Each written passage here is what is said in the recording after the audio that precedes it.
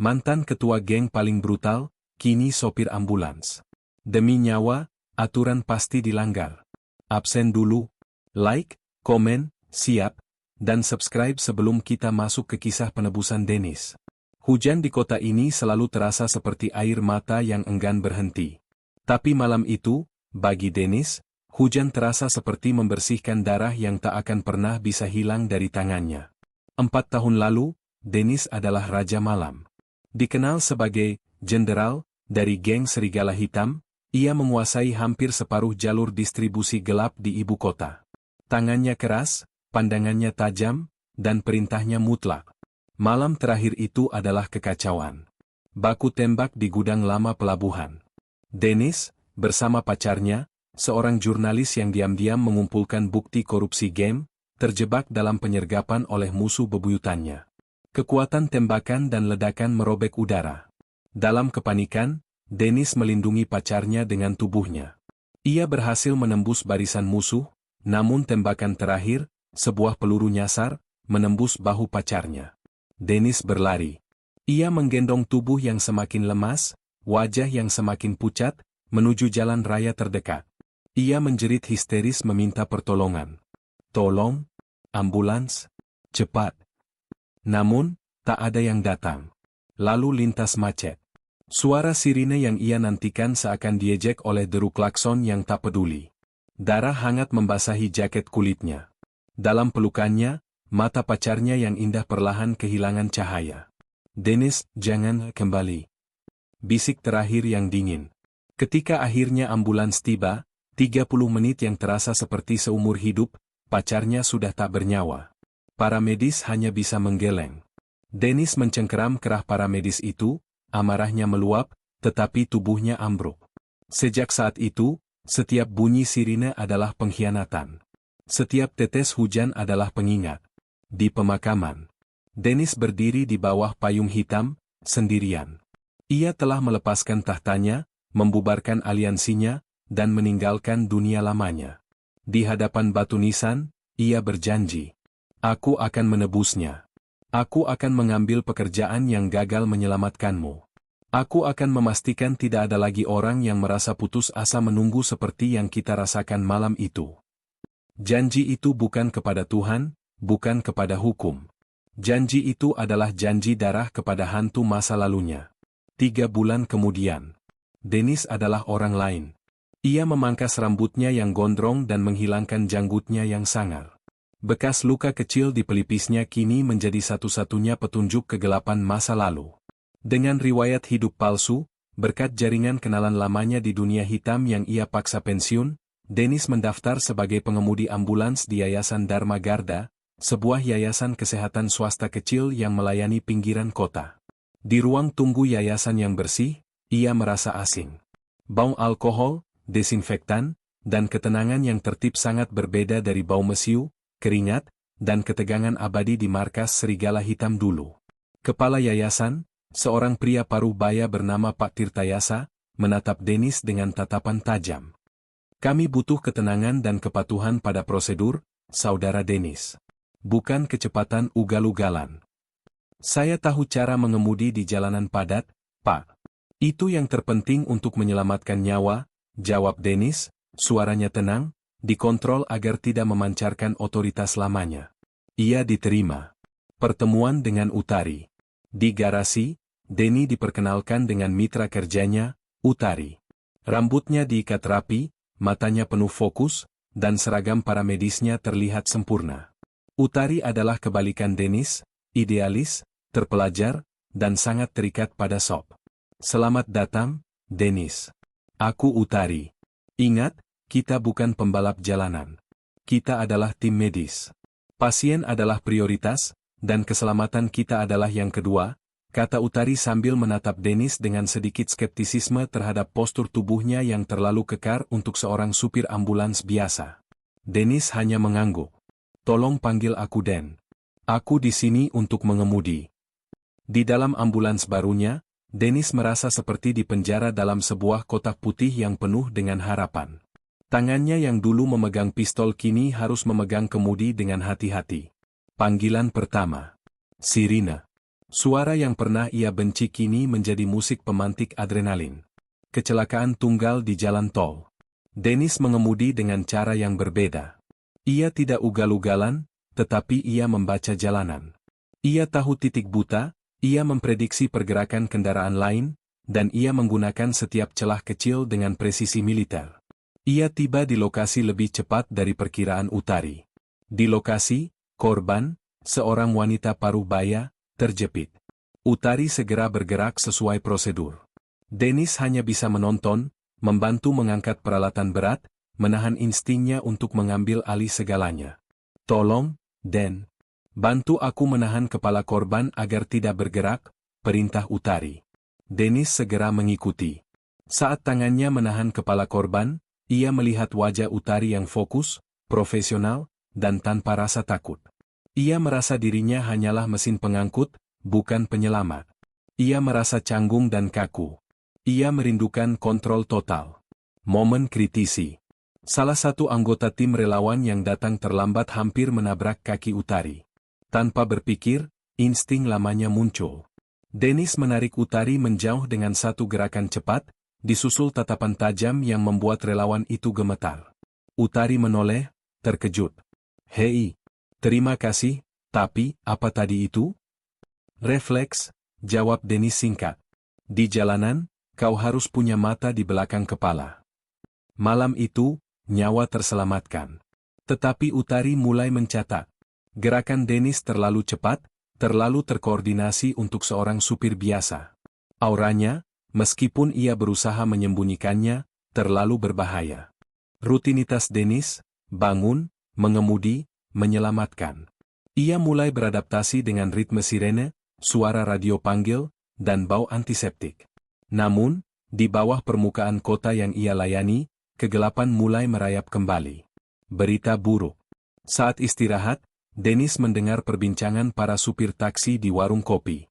Serigala hitam kembali aktif. Mereka mulai melakukan pemerasan, penjarahan gudang, dan tawuran kecil di wilayah yang dulu ia jaga. Dengar-dengar, pemimpinnya sekarang lebih gila. "Namanya Raka," bisik seorang supir. Hati Dennis mencelos. Raka. Dahulu hanya kaki tangan rendahan. Sekarang ia menjadi pemimpin, mewarisi kekosongan yang ditinggalkan Dennis. Dennis tahu Raka bukan pemimpin yang bijak, ia haus kekuasaan dan brutal tanpa kode etik. Perlintasan wilayah. Panggilan datang dari sebuah distrik industri. Di peta, itu adalah jantung kekuasaan baru Raka. Saat melaju, Utari melihat raut wajah Dennis berubah tegang. "Kenapa, Den? Jalanan ini aman, kok?" "Tidak untuk ambulans," jawab Dennis, matanya bergerak cepat memindai setiap gang dan setiap bayangan. "Di sini, aturan jalanan berlaku." Mereka melewati persimpangan yang dipenuhi coretan grafiti serigala hitam. Dennis melihat sekelompok pemuda berseragam sama. Jantungnya berdetak kencang, takut ada yang mengenali bekas jenderalnya. Tiba-tiba, salah satu anggota geng, seorang remaja kurus, mengenali mobil ambulans yang dikemudikan Dennis. Bukankah itu mobil yang sering bolak-balik di markas lama? Remaja itu memicingkan mata, tetapi Dennis sudah melesat pergi. "Kau terlalu cepat tadi, Den. Hampir melanggar lampu merah," tegur Utari. "Waktu di jalanan geng tak sama dengan waktu di prosedurmu, Utari," balas Dennis, tanpa menjelaskan bahwa satu detik penundaan di wilayah itu bisa berarti serangan atau penyanderaan. Ketegangan meningkat. Dennis harus memastikan misinya untuk menyelamatkan nyawa tidak terganggu oleh masa lalunya. Namun, setiap sirine yang ia nyalakan seperti memanggil bayang-bayang masa lalu untuk mengintai. Panggilan kritis. Tengah malam. Korban tembak di sebuah gang sempit, di belakang pasar gelap. Suara tembakan masih terdengar samar. "Dennis, ini zona merah. Radio bilang polisi belum tiba. Kita harus menunggu di batas aman," kata Utari, tangannya memegang radio dengan tegang. Dennis menghentikan ambulans di tikungan. Ia melihat gang itu, gelap, berbau amis, dan berbahaya. Ia bisa mendengar rintihan. "Tidak ada waktu. Pendarahannya parah," kata Dennis. "Itu prosedur, Den. Kita tidak boleh mempertaruhkan keselamatan kita." Utari meninggikan suara. Prosedurmu gagal menyelamatkan pacarku 4 tahun lalu, Utari. Aku tidak akan mengulanginya. Kata-kata itu dingin, memotong, dan penuh kepahitan. Utari terdiam, terkejut dengan intensitas emosi Dennis yang tiba-tiba. Aksi cepat Dennis. Tanpa menunggu, Dennis mengambil tas P3K besar. Aku akan masuk. Kau siapkan stretcher dan hubungi RS. Kalau dalam 5 menit aku tidak keluar, segera panggil bala bantuan. Kau gila? Aku ikut. Dennis melarang Utari dengan pandangan mata yang tidak bisa dibantah. Itu adalah pandangan dari seorang pemimpin, seorang jenderal. Dennis masuk ke gang. Ia menggunakan instingnya yang dulu terlatih, bergerak di bayangan, menekan tubuh ke dinding, waspada terhadap perangkap. Ia menemukan korban, seorang pria muda yang tertembak di perut. Menerapkan keahlian jalanan. Korban terlalu berat, gang terlalu sempit untuk stretcher. Dennis tak punya waktu menunggu. Ia ingat teknik yang ia gunakan untuk membawa anggotanya yang terluka parah keluar dari pertempuran. Ia membalut luka korban dengan cepat, menahannya agar tidak memburuk. Kemudian, ia mengangkat korban dengan teknik yang melibatkan kekuatan lengan dan bahu, memanggulnya keluar dari gang sambil tetap waspada. Utari terbelalak. Dennis berjalan cepat, membawa beban berat itu seolah-olah sering ia lakukan. Ketika mereka tiba di ambulans, keringat Dennis bercucuran, tetapi matanya tenang. Stabilkan dia. Aku akan mengemudi, perintah Dennis, suaranya kembali datar. Di dalam ambulans, Utari bekerja keras. Dia melihat ikatan perban sementara yang dilakukan Dennis, cepat, efektif, dan menahan pendarahan lebih baik daripada yang ia duga. Siapa yang mengajarimu P3K lapangan seperti itu? Tanya Utari sambil memasang infus. Dennis hanya menjawab sambil mengemudi cepat menuju rumah sakit, melanggar beberapa batas kecepatan yang wajar. Mantan guru yang buruk. Nyawa terselamatkan. Di rumah sakit, Utari memandang Dennis. Ia mungkin melanggar aturan, tetapi ia menyelamatkan nyawa. Utari tahu, Dennis bukan supir biasa. Dennis adalah seseorang yang lari dari perang, dan kini ia mencoba menebus dosa-dosanya, satu nyawa per satu nyawa. Penebusan telah dimulai, diwarnai darah dan pelanggaran aturan. Dennis berhasil menancapkan kakinya di dunia barunya, tetapi bayangan masa lalu yang diwakili oleh Raka dan instingnya sendiri mulai mengancam penyamarannya. Hubungannya dengan Utari dipenuhi ketegangan karena konflik antara prosedur dan naluri heroik. Sejak insiden di gang sempit itu, dinamika antara Dennis dan Utari berubah. Utari tidak lagi sekadar mitra kerja yang kaku, ia adalah saksi bisu atas sisi lain Dennis, sisi yang cepat, efisien, dan berbahaya, namun selalu berujung pada keselamatan pasien. Dennis semakin mahir. Ia telah merangkai rantai pertolongan pribadinya di kota itu. Ia tahu kapan harus menyalakan sirine non-darurat untuk membersihkan jalur macet menjelang traffic light. Ia tahu jalan-jalan tikus yang hanya diketahui oleh kurir gelap dan para begal. Ia menggunakan pengetahuan jalanannya, yang dulu dipakai untuk melarikan diri dari kejaran musuh, kini untuk memenangkan perlombaan melawan waktu. Suatu sore, mereka mendapat panggilan di tengah jam sibuk. Kecelakaan berantai di jalan layang. Kita tidak akan bisa naik ke flyover dalam 20 menit, Dan. Kemacetan total, keluh Utari sambil menatap peta lalu lintas. Kita tidak akan naik, jawab Dennis. Ia memutar kemudi ke jalur yang berlawanan dari seharusnya, melewati celah sempit antara beton pembatas dan pagar proyek. Kecepatannya terkontrol, tetapi setiap gerakan adalah hitungan yang berisiko tinggi. Utari mencengkeram sabuk pengamannya. Dennis, ini ilegal. Kita bisa dicabut lisensinya. Lisensi tidak menyelamatkan paru-paru yang kolaps, balas Dennis. Ia berhasil mencapai bawah flyover. Di sana, ia menghentikan ambulans. Kau ambil alat, aku akan mencari jalur pejalan kaki terdekat, perintah Dennis. Menggunakan tangga darurat yang jarang dipakai para pekerja, Dennis dan Utari memanjat ke atas flyover dengan peralatan. Mereka menjadi yang pertama tiba di korban kritis, mengalahkan ambulans lain yang terjebak 15 menit di belakang mereka. Mereka berhasil menstabilkan pasien di lokasi sebelum ambulans pendukung tiba. Dampak. Di yayasan, Dennis mulai dihormati. Para supir lain menjulukinya, si pembaca jalanan. Namun, kekaguman itu dibarengi dengan kecurigaan. Kau selalu tahu jalan paling cepat, Dan. Seperti, kau yang membuat jalanan ini, celetuk seorang rekan supir, setengah bercanda. Dennis hanya tersenyum tipis, senyum yang tidak pernah mencapai matanya. Aku hanya belajar dari kesalahan. Rutinitas penyelamatan Dennis tiba-tiba hancur oleh sebuah panggilan, tawuran besar antara serigala hitam dan geng saingannya. Saat mereka tiba di lokasi yang telah sepi, darah menetes di mana-mana. Polisi masih menyisir area. Di sudut gelap, tergeletak seorang remaja tanggung dengan seragam serigala hitam, jaket dengan logo serigala dan lencana kecil di kerah. Perutnya ditikam. Dennis mendekat. Tatapannya menajam. Ia mengenali lencana itu. Itu adalah lencana kehormatan yang ia buat sendiri saat ia menjadi jenderal. Utari, cepat. Pendarahannya hebat, kata Dennis. Saat Utari sibuk menyiapkan peralatan, Dennis menatap wajah remaja itu. Ia adalah anak buah kecil, mungkin baru bergabung setahun setelah Dennis pergi. Konflik internal Dennis, ini adalah serigala hitam. Kelompok yang menghancurkan hidupku. Kelompok yang dipimpin Raka, yang mungkin bertanggung jawab atas kekacauan ini. Kenapa aku harus menyelamatkannya? Biarkan hukum alam jalanan berlaku. Suara batuk berdarah remaja itu memecah lamunan Dennis. Remaja itu menatap Dennis dengan mata memohon.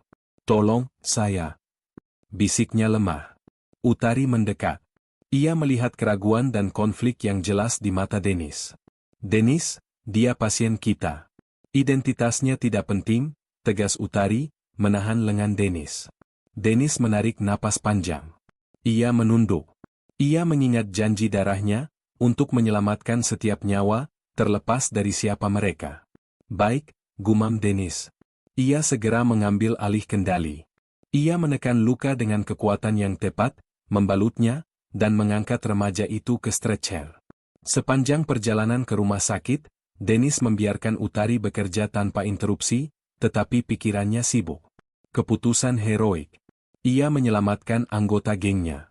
Bukan karena kesetiaan, tetapi untuk membuktikan pada dirinya sendiri bahwa jenderal yang lama telah mati, dan sopir ambulans yang baru adalah penyelamat tanpa syarat. Setelah menurunkan pasien, Utari menatap Dennis dengan kelegaan bercampur rasa ingin tahu. Kau mengenalnya? Tidak.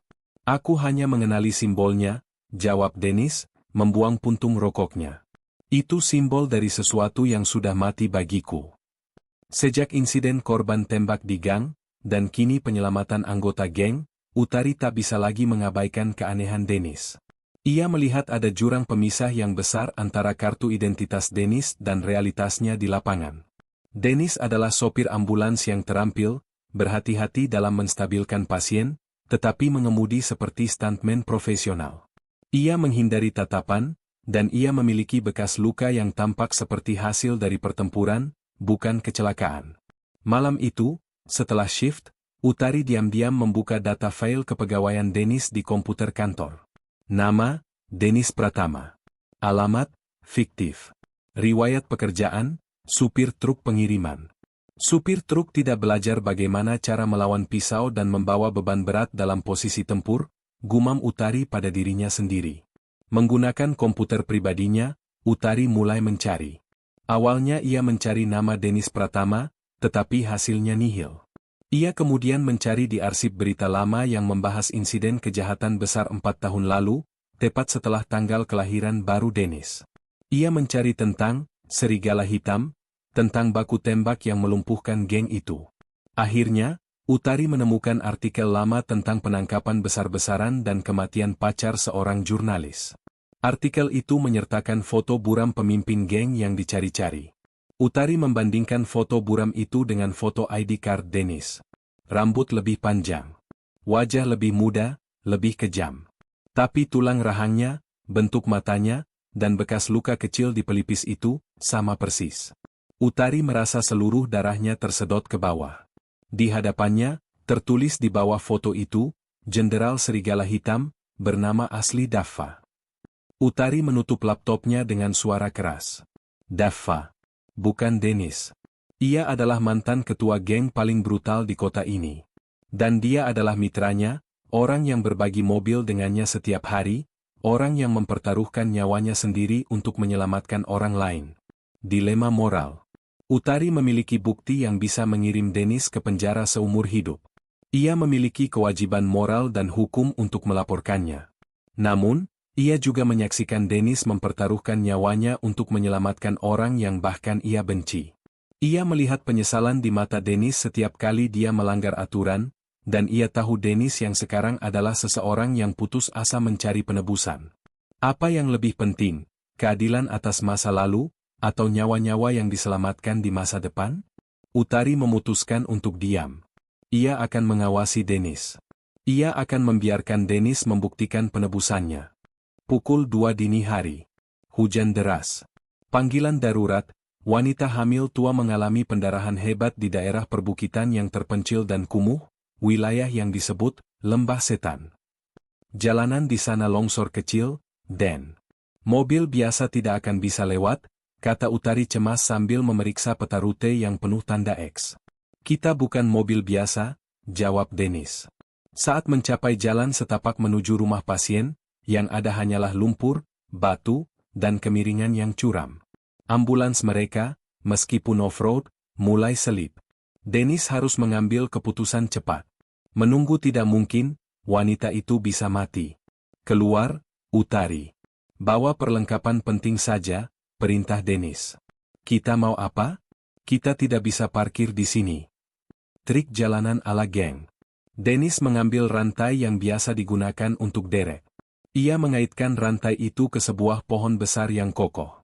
Ia kemudian mengemudikan ambulans secara perlahan, menggunakan rantai itu sebagai jangkar dan bantuan dorongan manual, menggerakkan mobil sedikit demi sedikit melalui lumpur. Utari tercengang.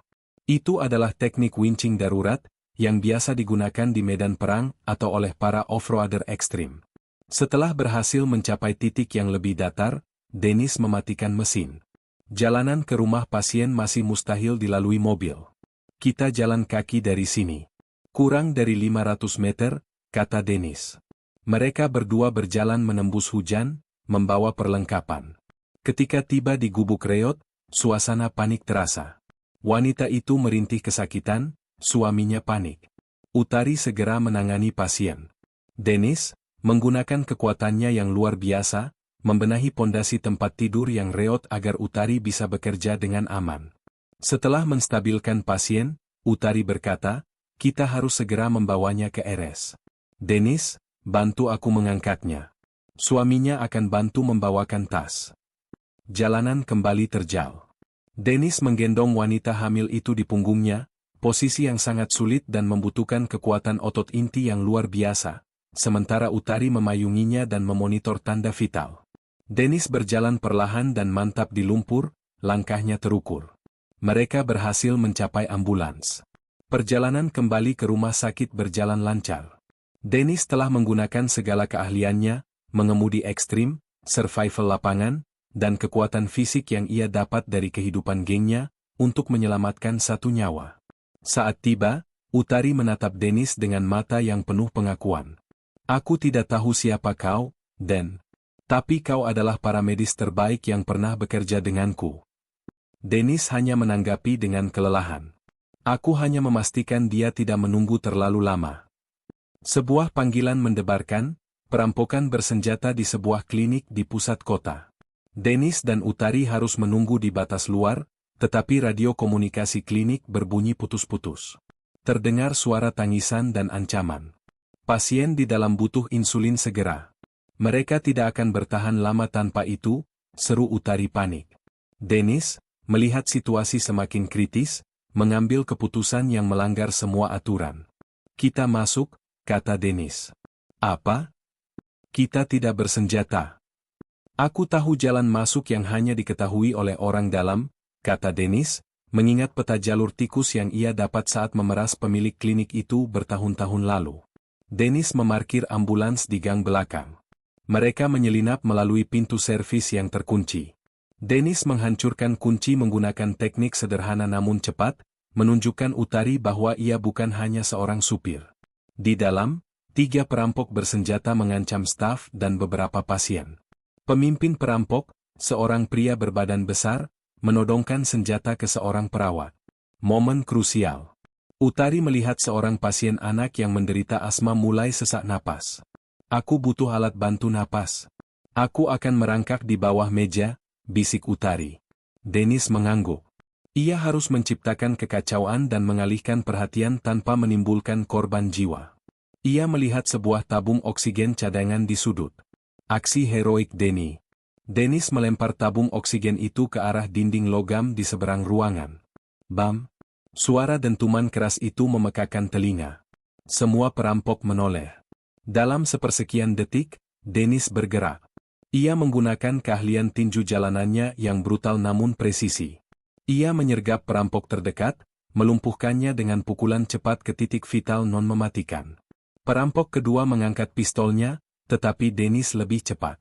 Ia menggunakan teknik melucuti senjata, memutar pergelangan tangan perampok dengan kekuatan yang mengejutkan, membuat pistol itu jatuh ke lantai. Perampok terakhir, sang pemimpin, berbalik dan mengarahkan senjatanya. "Siapa kau?" teriak perampok itu. "Yang akan membawamu ke rumah sakit," jawab Dennis dingin. Mereka berdua terlibat dalam perkelahian singkat dan brutal. Dennis menghindari tembakan dan akhirnya menjatuhkan pemimpin perampok dengan suker punch ke ulu hatinya, melumpuhkannya dalam sekejap. Semua terjadi dalam 45 detik. Polisi yang mendengar kekacauan tiba. Mereka menemukan para perampok tergeletak tak berdaya dan Dennis berdiri di sana, terengah-engah, dengan Utari di sebelahnya yang kini sibuk merawat pasien asma. Para pasien dan staf terpana. Utari, meskipun ketakutan, merasa terlindungi. Ia tahu pasti, Dennis adalah Daffa. Tidak ada keraguan lagi. Saat polisi bertanya kepada Dennis, Utari melangkah maju. "Kami adalah para medis dari Yayasan Dharma Garda. Kami mendengar pasien kritis dan harus masuk. Kami disergap." Dia hanya membela diri. Utari berbohong untuk melindungi Dennis. Saat mereka kembali ke ambulans, Utari menatap Dennis. Matanya kini penuh ketakutan, tetapi juga kepercayaan. "Kau melukai mereka, tapi tidak membunuh. Kau bisa saja membunuh mereka," kata Utari. "Aku pensiun, Utari. Aku hanya berusaha menyelamatkan nyawa," jawab Dennis. Darah perampok sedikit menempel di Hans Choon yang ia buang. Ujian nurani telah selesai. Dennis lulus. Ia membuktikan bahwa ia bisa menggunakan kegelapannya untuk menciptakan cahaya, dan ia mendapatkan loyalitas Utari. Namun, dengan pengungkapan identitas yang pasti di mata Utari, masa lalu Dennis semakin dekat untuk meledak. Dennis semakin mendominasi pekerjaannya sebagai penyelamat, sering melanggar aturan demi kebaikan, yang justru memperlihatkan keahlian masa lalunya. Utari telah mengetahui identitas asli Dennis, Daffa, tetapi memilih untuk melindunginya. Ancaman dari Raka dan serigala hitam semakin nyata, menyiapkan panggung untuk konfrontasi tak terhindarkan. Peristiwa di klinik, meskipun berhasil diselesaikan tanpa korban jiwa, meninggalkan jejak. Video amatir yang diambil oleh pasien di dalam klinik menyebar cepat di media sosial. Video itu buram, tetapi jelas menunjukkan seorang pengemudi ambulans bertubuh besar melumpuhkan 3 perampok bersenjata dengan presisi yang menakjubkan. Video itu sampai ke tangan Raka, pemimpin baru Serigala Hitam. Raka sedang berada di markas barunya, mengamuk karena serangkaian kegagalan. Aktivitas gengnya selalu gagal di lokasi-lokasi kritis. Dan kini, video seorang pahlawan ambulans menjadi viral. Raka memutar ulang video itu berulang kali. Postur tubuh, cara bergerak, kecepatan, pukulan ke ulu hati. Hanya ada satu orang yang ia kenal yang bergerak seperti itu, Jenderal Daffa. "Mustahil," gumam Raka, mencengkeram ponselnya hingga buku jarinya memutih. Daffa sudah mati. Dia kabur seperti pengecut. Namun, kecurigaan itu menjadi racun. Raka memanggil tangan kanannya, seorang pria tua bernama Cacing yang pernah melayani Dennis. "Cacing, cari tahu tentang ambulans di sekitar sini. Khususnya yang sering muncul di TKP sialan ini," perintah Raka, menunjuk lokasi-lokasi tawuran dan perampokan yang selalu berujung penyelamatan oleh ambulans yang sama. "Cari tahu siapa supirnya. Cek setiap celah riwayat hidup mereka." Cacing pergi. Raka menatap peta kota. Rasa hormat lamanya pada Dennis telah diganti oleh kebencian yang membara. Dennis telah mengambil kekuatan Raka, kini Dennis mengambil kemuliaan Raka. Jika Daffa benar-benar kembali, Raka harus membunuhnya untuk menegaskan dominasinya. Sementara itu, Dennis dan Utari melanjutkan shift mereka. Dennis merasa udara semakin berat. Di beberapa sudut kota, ia melihat mata-mata Raka. Mereka tidak lagi mengenakan seragam geng, tetapi sorot mata mereka sama, mengintai, menghakimi.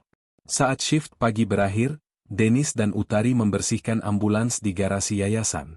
Utari menyadari dua orang asing berpakaian preman berdiri di seberang jalan, pura-pura merokok, tetapi mata mereka tertuju pada Dennis. Utari panik. "Den, kurasa kita diawasi." Dennis tidak perlu menoleh. Ia merasakan kehadiran mereka. "Kau masuk ke dalam. Kunci pintunya. Jangan keluar sampai aku panggil." "Tapi..." "Masuk, Utari." Sekarang, suara Dennis kembali menjadi perintah, dingin dan tegas. Utari patuh. Ia tahu Dennis akan menghadapi sesuatu yang lebih besar dari sekadar cekcok supir. Dennis berjalan perlahan menghampiri kedua pria itu. Ia berhenti 3 langkah dari mereka, memberikan jarak yang cukup untuk pertarungan, tetapi cukup dekat untuk percakapan. "Apa yang kalian cari?" tanya Dennis. Kedua pria itu terkejut. Mereka tidak menyangka Dennis akan menghampiri. "Kami hanya menikmati udara pagi, Pak Supir," jawab salah satu dari mereka, berusaha terdengar santai. Dennis mencondongkan tubuhnya sedikit ke depan. "Jangan membuang waktuku, Nak. Aku tahu logo di balik jaketmu. Aku yang membuatnya." Ekspresi kedua pria itu berubah tegang. Mereka mengenali Dennis. Wajah Dennis sudah berubah, tetapi aura jenderal itu tidak. "Raka ingin kau tahu, Jenderal," kata pria kedua, "wilayah ini sekarang miliknya. Jika kau ingin bermain paramedis, pergilah ke pinggiran kota. Jangan ganggu urusannya." Dennis tersenyum sinis. Senyum yang penuh ancaman. "Katakan pada Raka. Aku tidak datang untuk merebut wilayahnya. Aku datang untuk membersihkan kekacauan yang dia buat. Dan ambulans ini akan lewat dimanapun nyawa membutuhkan pertolongan." Pria pertama maju selangkah, tangannya bergerak ke pinggang. "Kau mengancam pemimpin kami, Daffa?" Intimidasi tanpa kekerasan. Dennis bergerak cepat. Bukan pukulan, tetapi gerakan mengancam, sebuah jentikan tangan ke arah titik vital pria itu. Gerakan itu berhenti hanya 1 sentimeter dari sasaran, tetapi pria itu membeku, wajahnya pucat. Ia tahu kecepatan itu bukan tipuan. "Aku tidak mengancam, aku memberi peringatan. Jika ambulans ini tergores, atau Utari diganggu, aku akan mengunjunginya. Sendirian," kata Dennis. Ia menekankan kata, mengunjungi, dengan makna yang sangat jelas dan mematikan. Kedua anak buah Raka mundur, ketakutan. Mereka tahu bahwa meskipun Dennis telah meninggalkan geng, ia tetaplah predator yang paling berbahaya. Dennis kembali ke garasi. Utari keluar, matanya lebar. "Mereka siapa?" "Orang-orang dari masa lalu," jawab Dennis, menyeka keringat dingin di pelipisnya. "Mereka tidak akan mengganggu kita untuk sementara waktu. Tapi ini baru permulaan." Ketegangan di udara membuat Utari tidak tenang. Ia tahu Dennis hidup dengan waktu pinjaman. Ancaman Raka nyata, dan Dennis tidak bisa terus-menerus menggunakan kekerasan. Malam itu, Utari memutuskan untuk berbicara terbuka. Mereka berada di lounge yayasan, menunggu panggilan darurat. "Daffa," panggil Utari pelan. Dennis tersentak. Ia menoleh perlahan, tatapan terkejut bercampur rasa malu. Sudah lama sekali ia tidak mendengar nama itu. "Aku tahu, Dennis. Aku tahu siapa kau. Jenderal Serigala Hitam. Daffa. Dan aku tahu kau memalsukan riwayat hidupmu." Dennis tidak menyangkal. Ia menarik napas. "Lalu kenapa kau belum melaporkanku?" "Karena aku melihat apa yang kau lakukan, Dennis. Aku melihat bagaimana kau menyelamatkan anak buah Raka. Aku melihat bagaimana kau melumpuhkan perampok tanpa membunuh. Aku melihat kau berusaha keras membayar utang darahmu." Utari mencondongkan tubuhnya. "Tapi kau harus berhenti melanggar aturan. Mereka tidak akan memaafkan. Dan Raka, dia akan membunuhmu. Aku tidak peduli, bisik Dennis, kepalanya menunduk. Jika aku mati saat menyelamatkan seseorang, itu adalah akhir yang lebih baik daripada yang aku pantas dapatkan. Itu egois. Kau menempatkan nyawaku dan seluruh yayasan dalam bahaya. Jika identitasmu terbongkar, kita semua akan dianggap kaki tangan geng. Utari mencoba menyentuh lengan Dennis, tetapi ia menepisnya dengan kasar. Pilihan apa yang aku punya, Utari? Aku mencoba menjadi warga negara yang baik, tetapi ketika nyawa dipertaruhkan, prosedurmu terlalu lambat. Pacarku mati karena prosedur. Suasana tegang. Utari mundur, terluka oleh ledakan emosi Dennis. Aku tidak memintamu menjadi jenderal. Aku memintamu mempercayaiku. Kita bisa menyelamatkan mereka bersama, tanpa menjadi target, kata Utari, nadanya melunak. Aku akan mencobanya. Tapi jika ada panggilan yang mempertaruhkan nyawa, aku tidak bisa berjanji, ujar Dennis. Utari menghela napas. Dia tahu dia tidak bisa mengubahnya. Dia hanya bisa melindunginya. Rahasia itu kini menjadi senjata Utari, senjata kepercayaan, bukan ancaman. Pukul 23.45. Kota diselimuti kabut tipis. Radio berdering, suaranya tegang dan mendesak. Panggilan darurat. Serangan jantung akut. Wanita Parubaya. Daerah perumahan mewah, Jalan Asteria nomor 10. Jalan Asteria, gumam Dennis. Itu wilayah elit. Kenapa mereka memanggil yayasan kecil seperti kita? Pusat panggilan bilang ambulans terdekat yang tersedia hanya kita, Dan. Ayo, cepat. Dennis mengemudi dengan kecepatan penuh yang diizinkan. Perumahan mewah itu adalah benteng. Gerbang tinggi, CCTV di mana-mana. Utari merasa cemas. Ketika mereka tiba, gerbang besi otomatis terbuka sebelum Dennis sempat membunyikan klakson. Ini bukan panggilan biasa. Di halaman, seorang pria tinggi, berjas kulit hitam, berdiri tegang di samping dua pengawal. Pria itu menoleh. Dennis menghentikan ambulans. Ia keluar membawa stretcher. Jantungnya berhenti berdetak. Pria yang berdiri di sana bukanlah orang sembarangan. Postur tubuhnya yang angkuh, sorot matanya yang dingin, dan bekas luka di alisnya. Itu adalah Raka. Wajah Raka yang tegang tiba-tiba berubah menjadi kejutan yang dingin. Ia melihat supir ambulans itu. Wajah yang ia cari-cari selama berbulan-bulan. Daffa. Desis Raka, suaranya penuh kebencian yang mendalam. Raka, jawab Dennis, tangannya mencengkeram stretcher dengan kuat. Momen twist besar. Utari keluar. Ia merasa ketegangan luar biasa di antara kedua pria itu. Di mana pasiennya, Pak? Tanya Utari profesional. Raka menunjuk ke arah ruang tamu. Dia di dalam. Cepat. Dennis masuk ke dalam rumah. Ruangan mewah itu dipenuhi dengan aroma mahal dan kepanikan. Di sofa, terbaring seorang wanita parubaya, wajahnya pucat pasi, megap-megap mencari napas. Dennis berlutut di sampingnya. Ia memeriksa denyut nadi. Sangat lemah. Saat ia merogoh tasnya untuk mengeluarkan alat kejut jantung, defibrilator, matanya menangkap detail di samping wanita itu, foto keluarga. Wanita itu tersenyum lebar bersama seorang pria muda, Raka. Napas Dennis tercekat. Darahnya terasa dingin. Wanita ini adalah ibu Raka. Musuh lamanya, orang yang ingin membunuhnya, kini memohon pertolongan melalui ibunya. Ini bukan hanya pertarungan nyawa, ini adalah perang spiritual Dennis. Raka masuk ke ruangan, matanya merah.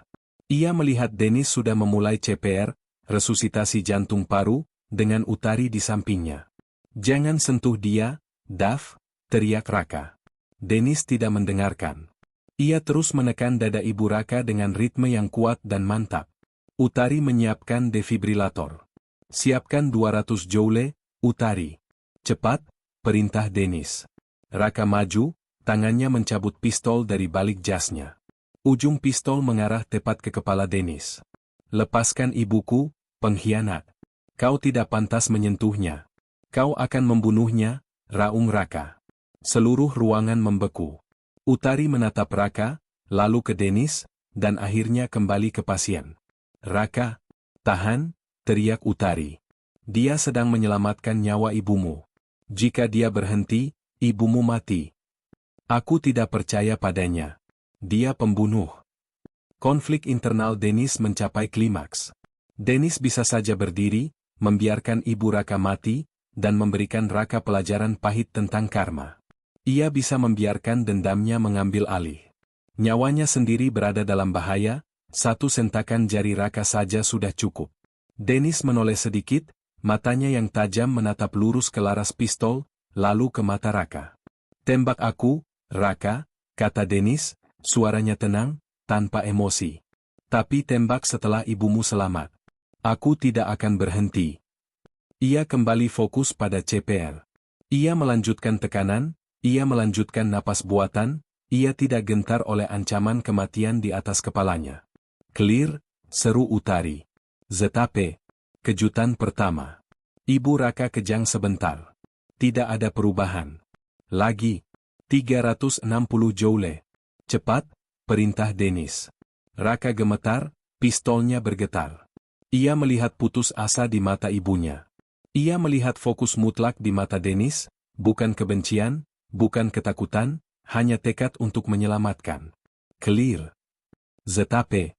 Kejutan kedua. Utari memeriksa denyut nadi. Denyut nadi teraba, tapi lemah. Kita harus segera bawa dia. Dennis segera mengangkat ibu Raka ke stretcher. Ia berdiri tegak, menghadap laras pistol Raka. Aku menyelamatkan ibumu, Raka. Sekarang, minggir dari jalanku, kata Dennis. Raka berdiri diam, kaget, bingung, dan kalah. Pistolnya perlahan turun. Utang budi telah tercipta, dibayar dengan risiko nyawa. Dennis dan Utari membawa ibu Raka ke ambulans. Sepanjang perjalanan ke rumah sakit, tidak ada yang bicara. Dennis telah membuktikan janji darahnya dengan cara yang paling menyakitkan, menyelamatkan ibu dari musuh yang ingin membunuhnya. Penebusan telah mencapai titik tertingginya. Identitas Dennis sepenuhnya terbongkar di hadapan Utari dan kini di hadapan Raka. Momen twist utama di mana Dennis mempertaruhkan nyawanya untuk menyelamatkan ibu Raka menciptakan dilema yang tak terpecahkan bagi Raka, dan mengubah konflik dari sekadar dendam menjadi pertarungan moral yang mendalam. Ambulans tiba di rumah sakit pusat. Utari dengan sigap memindahkan ibu Raka ke tangan tim medis darurat. Raka menyusul dengan tergesa-gesa, tetapi begitu ia melihat Dennis, kemarahannya kembali meletup. Aku tahu ini trik. Kau melakukan sesuatu padanya. Raka mencengkeram kerah jaket Dennis, mendorongnya ke dinding lorong rumah sakit yang sepi. Dennis tidak melawan. Ia membiarkan Raka melepaskan amarahnya. Jika aku ingin membunuhnya, aku sudah melakukannya di rumahmu. Dia butuh pertolongan dan aku memberikannya. Kenapa? Kenapa kau kembali? Setelah kau menghancurkan geng, setelah kau kabur dan membiarkanku membersihkan kekacauanmu, kenapa kau muncul sebagai pahlawan murahan? Raka nyaris menangis dalam amarahnya. Aku tidak kembali untukmu, Raka. Aku kembali untuk janji yang aku buat pada diriku sendiri. Janji untuk menyelamatkan setiap nyawa yang bisa kucapai, jawab Dennis, nadanya tegas. Saat itu, Utari muncul dari ruang gawat darurat. Ia melangkah di antara kedua pria itu. Hentikan. Ini rumah sakit, bukan arena tawuran. Utari menatap Raka dengan mata yang tidak gentar. Ibumu stabil. Sekarang, kau harus membuat keputusan. Keputusan apa? Bentak Raka. Keputusan antara dendam dan utang budi. Dennis baru saja mempertaruhkan nyawanya sendiri untuk menyelamatkan ibumu, pria yang kau buru untuk dibunuh. Apa yang akan kau lakukan? Membunuh penyelamat ibumu di lorong rumah sakit, tantang Utari. Raka tersentak. Pertanyaan itu memukulnya telak. Ia adalah pemimpin geng, dikendalikan oleh reputasi dan kekerasan. Tetapi Utari dan Dennis telah memaksanya menghadapi sisi manusiawinya. Gencatan senjata. Raka menurunkan tangannya. Aku akan menahan diri. Sementara ibuku di sini, aku tidak akan menyentuhmu, Daffa. Tapi setelah ini, kita selesai. Kau akan menjawab atas masa lalumu. Aku setuju, kata Dennis. Aku akan tetap di sini sampai ibumu aman. Setelah itu, aku akan menyerahkan diri. Raka menatap Dennis dengan tatapan tak percaya. Menyerahkan diri? Kenapa? Karena aku bukan lagi pengecut, Raka. Aku akan menghadapi keadilan, tetapi dengan syarat.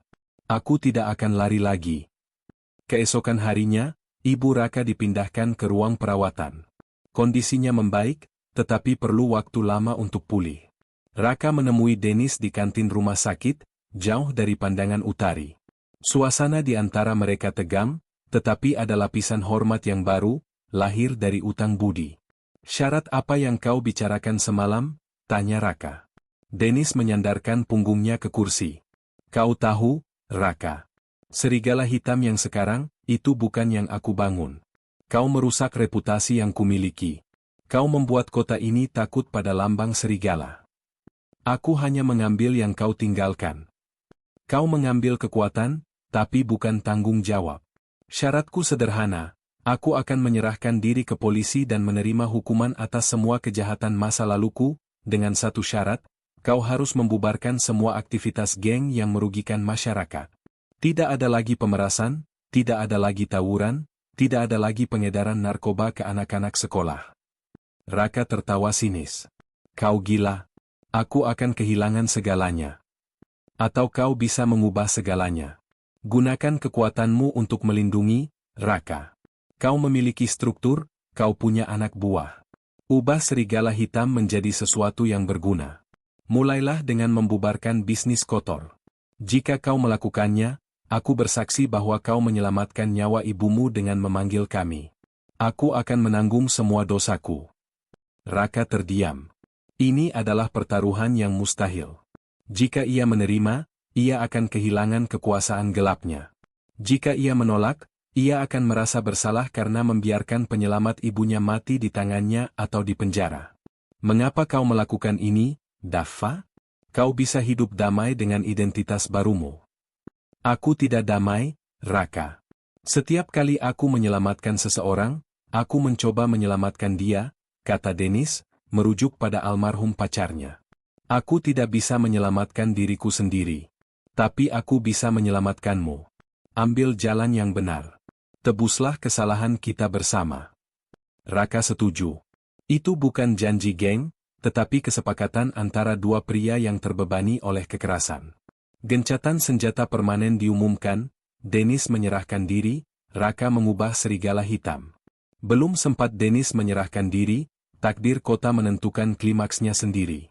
Panggilan darurat besar berdering di seluruh kota, ledakan besar di pabrik kimia tua di pinggiran kota. Api menjulang tinggi, asap beracun menyebar, dan banyak warga sipil terjebak. Dennis dan Utari, meskipun shift mereka telah berakhir, segera meluncur. Ini bencana, Den. Kita harus bekerja sama dengan semua orang, kata Utari panik. Ketika mereka tiba di lokasi, suasananya kacau. Polisi, pemadam kebakaran, dan ambulans lain kesulitan menembus puing-puing dan gas beracun. Tiba-tiba, dari kegelapan, muncul puluhan pria berjaket kulit, anggota serigala hitam. Mereka tidak membawa senjata. Mereka membawa linggis, tali, dan alat berat. Di depan mereka berdiri Raka. Raka menghampiri Dennis. Kau tidak sendirian, Daffa. Aku tidak akan membiarkanmu mati sebelum kau menyerahkan diri. Raka menepuk bahu Dennis. Ini adalah aksi penutup mereka, kerjasama terakhir antara jenderal dan penerusnya. Aksi heroik bersama.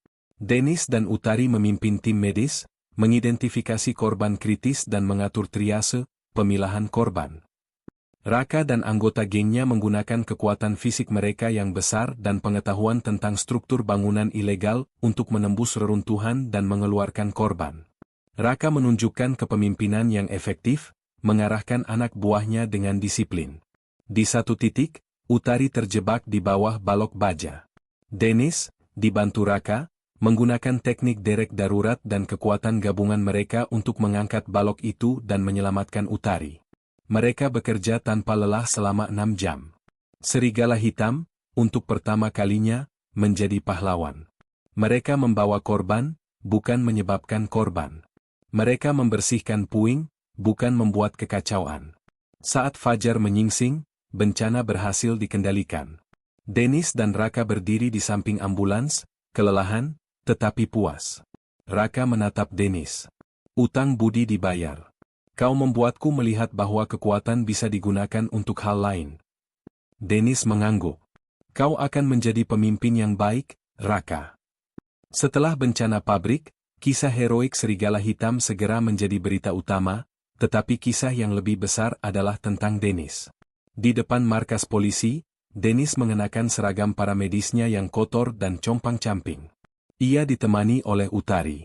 Ratusan warga yang diselamatkan oleh timnya, termasuk beberapa yang diselamatkan oleh serigala hitam, berkumpul di luar. Dennis mengadakan konferensi pers singkat sebelum menyerahkan diri.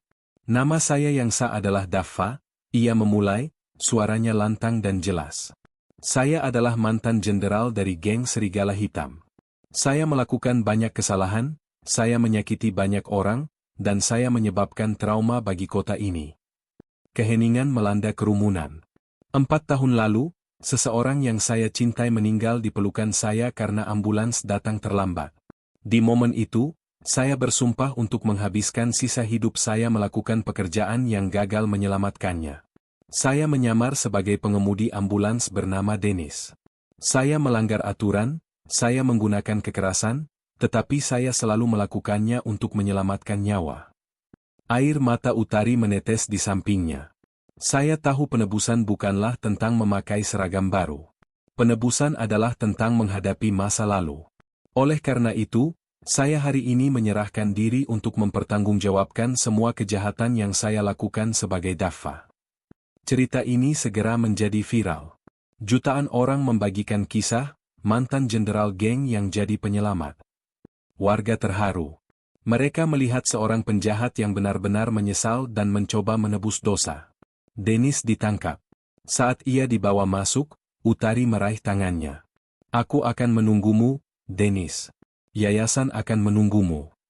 Dennis tersenyum, senyum tulus yang pertama kali Utari lihat. Penebusan telah terpenuhi, ia mendapatkan kembali martabatnya dengan menerima hukuman. 2 tahun kemudian. Berkat pembelaan dari pengacara pro bono dan kesaksian dari Utari, kepala yayasan, Raka, dan lusinan warga yang diselamatkan, Dennis menerima hukuman yang dikurangi. Pengadilan mengakui usahanya untuk menebus dosa. Di luar gerbang penjara, udara terasa segar dan bebas. Utari menunggu, tersenyum lebar. Selamat datang kembali, Dennis, katanya, memeluknya erat. Sudah berapa lama ambulans itu parkir? Tanya Dennis. Cukup lama. Menunggu supir terbaiknya. Saat mereka berjalan menuju mobil, kerumunan kecil menanti. Itu adalah kepala yayasan, Utari, beberapa rekan paramedis, dan Raka. Raka kini terlihat berbeda. Ia mengenakan seragam biru muda yang bersih dengan logo baru di dada, serigala pelindung. Selamat datang kembali, Jenderal, kata Raka, mengulurkan tangan. Aku menepati janjiku. Serigala hitam telah mati. Sekarang kita adalah organisasi nirlaba yang membantu membangun kembali komunitas, menggunakan kekuatan lama kita untuk hal yang benar. Dennis menjabat tangannya. Terima kasih, Raka. Lanjutkan pekerjaan yang baik. Dennis kembali ke yayasan. Ia tidak lagi menggunakan nama palsu. Ia resmi menjadi pengemudi ambulans, Daffa, Dennis, Pratama, dengan riwayat masa lalu yang terbuka dan hukuman yang telah dijalani. Ia dan Utari kembali ke jalanan. Kali ini, tidak ada lagi penyamaran, tidak ada lagi kekerasan. Hanya ada kecepatan, keahlian, dan hati yang tulus. Ending emosional. Di dalam ambulans, Utari menatap Dennis yang sedang mengemudi. Kau benar-benar menemukan jalanmu, bisik Utari. Dennis tersenyum. Ini adalah jalan yang dia tunjukkan padaku. Jalan kedua. Sirine meraung. Panggilan darurat baru menanti. Dennis tancap gas, kini ia adalah penyelamat sejati, mantan jahat yang berubah menjadi harapan di jalanan. Warisannya adalah bukti bahwa setiap orang, tidak peduli seberapa gelap masa lalunya, pantas mendapatkan kesempatan kedua untuk menjadi pahlawan. Kisah penebusan Dennis telah berakhir. Tapi pertanyaan besarnya adalah, jika kamu menjadi Raka, apakah kamu akan menembak Dennis di bab 15? atau tetap membiarkannya menyelamatkan ibumu? Komen di bawah, tembak atau selamatkan. Dan beritahu kami, bagian mana dari kisah jenderal yang jadi penyelamat ini yang paling menyentuh hatimu. Sampai jumpa di kisah heroik berikutnya.